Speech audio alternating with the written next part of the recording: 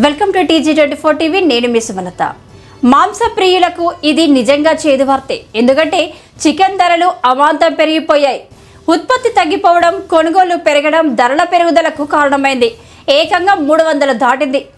కడుపు నిండా చికెన్ తినాలంటే జేబు కాస్త ఖాళీ చేసుకోవాల్సిన పరిస్థితి వచ్చేసింది. గత కొద్ది రోజులుగా కొండెక్కి కూర్చున్న చికెన్ ధరలు వినియోగదారులకు చుక్కలు చూపించాయి. ఏపీ, తెలంగాణ రాష్ట్రాల్లో చికెన్ ధరలు భారీగా పెరిగాయి. గత వారం వరకు కిలో చికెన్ రేటు 250 నుంచి 280 రూపాయల మధ్య ఉండగా ఇప్పుడు మరింత పెరిగి కిలో ఏకంగా 300 రూపాయలు పలుకుతుంది. మరో 15 రోజులు ఇదే పరిస్థితి ఉంటుందని వ్యాపారులు అంటున్నారు.